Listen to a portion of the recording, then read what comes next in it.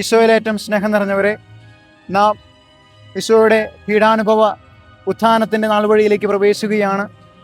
ഇന്ന് നാം മെഡിറ്റേറ്റ് ചെയ്യുന്നത് കുരിശിൻ്റെ വഴിയിലെ 10-ാം സ്ഥലത്തെക്കുറിച്ചാണ്.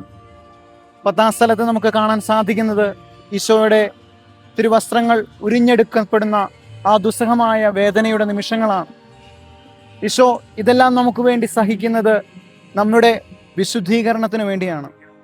നമുക്കറിയാം, ഒരു മനുഷ്യൻ്റെ ശരീരത്തിൽ 5000-ൽ പരം അടിയേറ്റ് കഴിയുമ്പോൾ ആ മനുഷ്യൻ്റെ ശരീരത്തോടും രക്തത്തോടും ചേർന്നിരിക്കുന്ന വസ്ത്രങ്ങൾ ഉരിഞ്ഞെടുക്കപ്പെട്ടപ്പോൾ ഈശോ അനുഭവിച്ച വേദന നമുക്ക് വിവരിക്കാൻ കഴിയാത്തവണ്ണം അത്ര സഹനീയമാണ്. ആ ഒരു സഹനത്തിന് ഒരു പശ്ചാത്തലമുണ്ട്.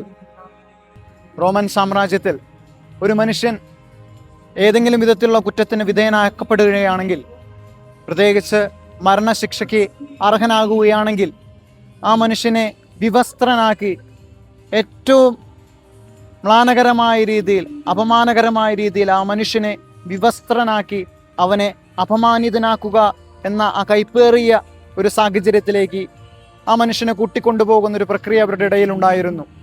ഈശോ ഈ സഹനമെല്ലാം ഏറ്റുവാങ്ങുന്നത് മനുഷ്യകുലത്തിൻ്റെ മുഴുവൻ രക്ഷയ്ക്കു വേണ്ടിയാണ്.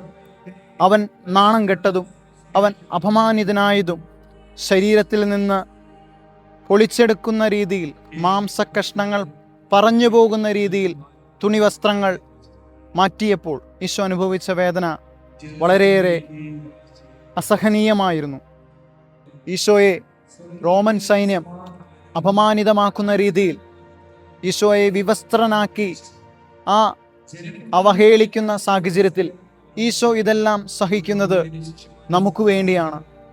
നാം കുരിശിൻ്റെ വഴിയിൽ കാണുന്ന ആ ഒരു വാക്കുകൾ ഇപ്രകാരം നമുക്ക് വ്യാഖ്യാനിക്കാം: നമ്മുടെ പാപം നിറഞ്ഞ പഴയ മനുഷ്യനെ ഉരിഞ്ഞുമാറ്റി ക്രിസ്തുവിനെ ധരിക്കുവാനുള്ള ഒരു പ്രചോദനമാണ് നമുക്കിത് നൽകുന്നത്. ഈശോ നമുക്ക് വേണ്ടി സഹിച്ചതും അപമാനം ഏറ്റുവാങ്ങിയതും നാം ഉയർന്നു നിൽക്കാൻ വേണ്ടിയാണ്.